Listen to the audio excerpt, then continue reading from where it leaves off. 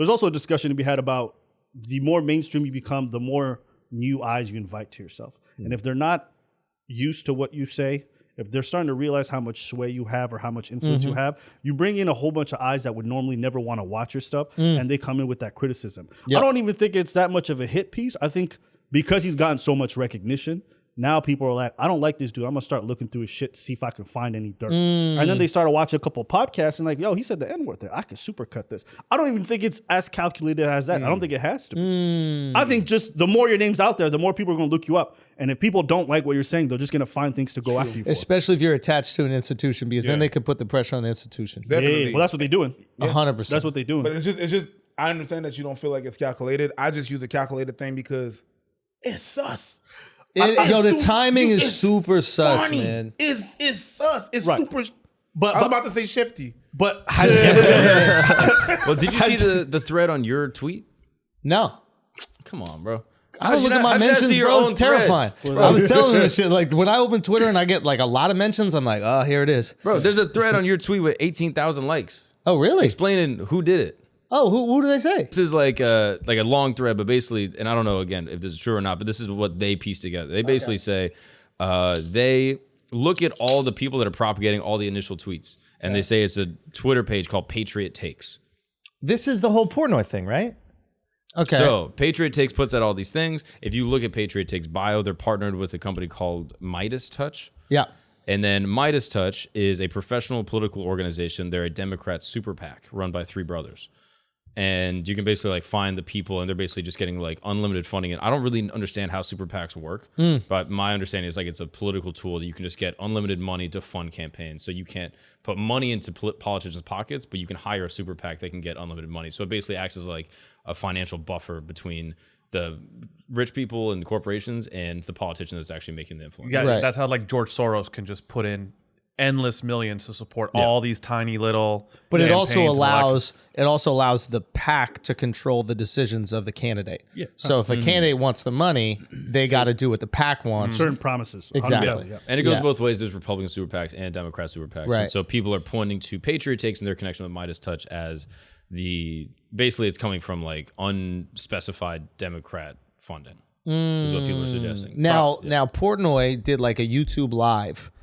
Yeah, I saw yesterday, and I think he referenced the tweet of mine, and then he was talking to these guys, and then what was the outcome? Because it felt like, at least from the reaction on the internet, that no clear like victor, there was no clear responsible party.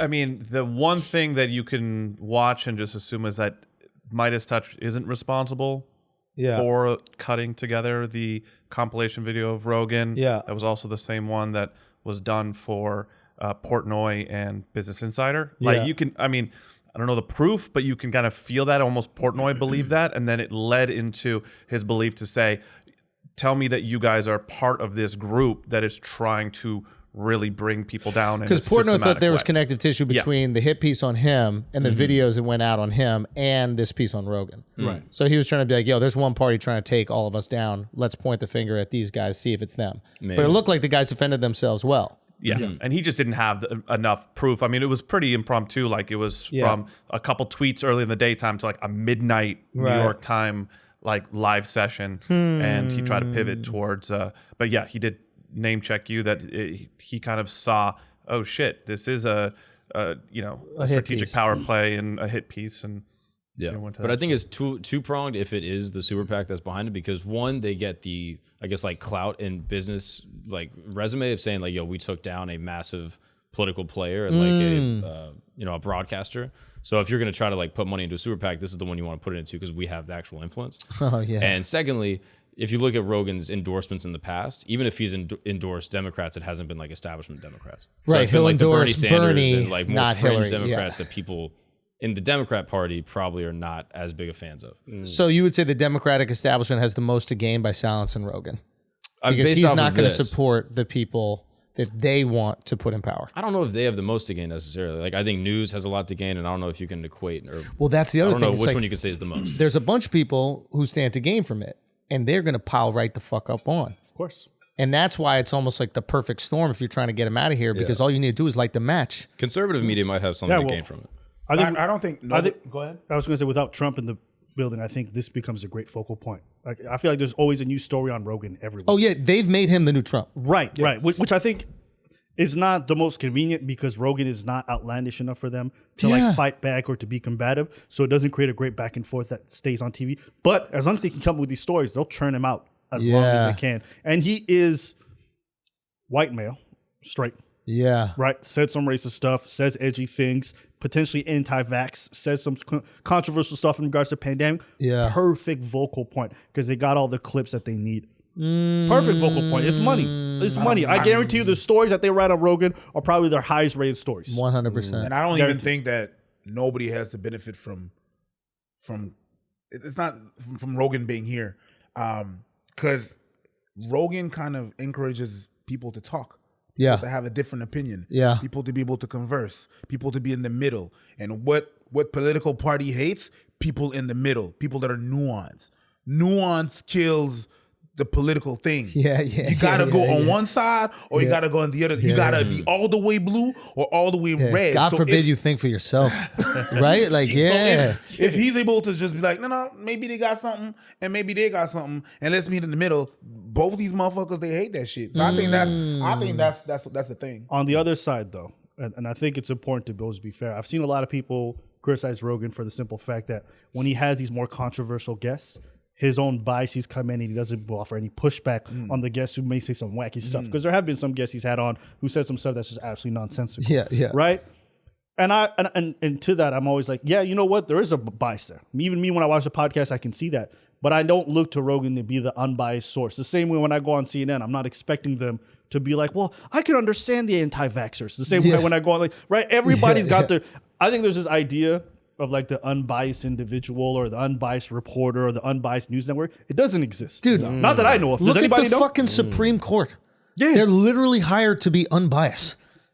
And they vote the party line every single time. And that's why it's such a big fucking deal when one is going to get nominated who might be like a Republican or has certain beliefs. It's like, it shouldn't matter what their party is. No. You're literally just looking at the Constitution and making your decision based on the Constitution. You're supposed to do your job, so their political values shouldn't matter. Out the window. Because, well, write on the paper, terms and condition. But nobody reads the fucking terms and But condition. that's a good point. Like, I don't want Rogan to be neutral. Just be you, dog. No. Like, he never said, hey, I'm the neutral guy. Yeah. And I'm just giving it information. Like, have the people on you're interested in. Yo, if you're interested in Native Americans, have a guy on who wrote a fucking book about Native Americans. You don't owe nobody anything. No. Right? CNN, Fox News, the people that come out there and they just go, hey, we are the truth.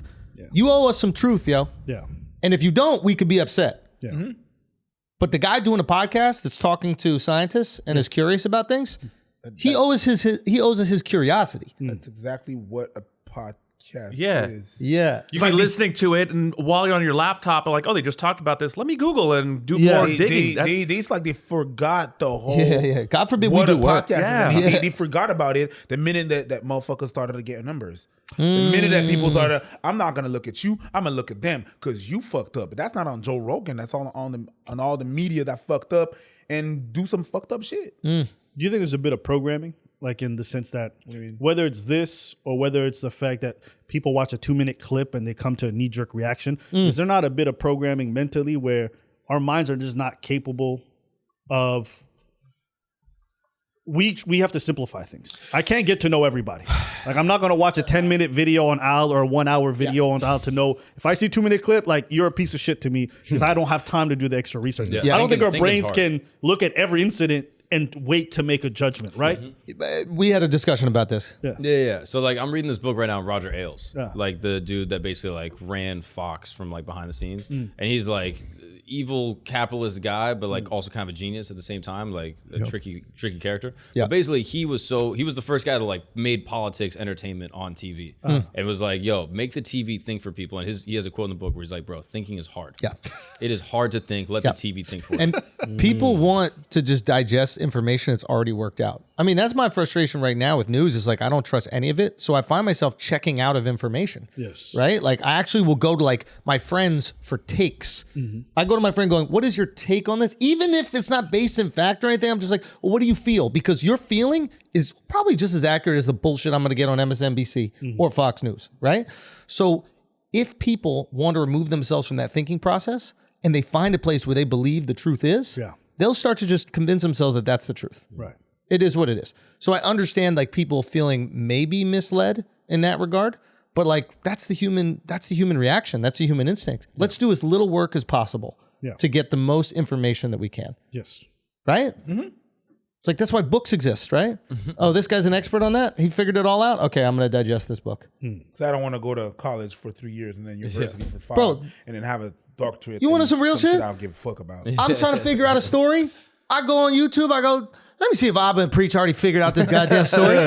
You know how many people watch your shit because they're like, I don't want to research this shit. Abba and Preach researched it. Yeah, they did the work. You guys did the work. You know what we did?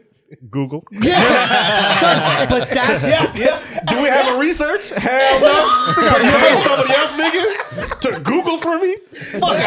But you read something. You read 2 things. Yeah, I read what A couple CNN of things and Bro, then we put research. it together. And we acted. When we were doing the rants, bro, the research was the hardest part. Writing the jokes is fun. Getting in a room, talking that shit, etc. But writing the fucking research paper, going in there, reading the fucking articles, talking to the experts. Yeah, but the news don't want to do that no more. They want shit. I want Ric Flair.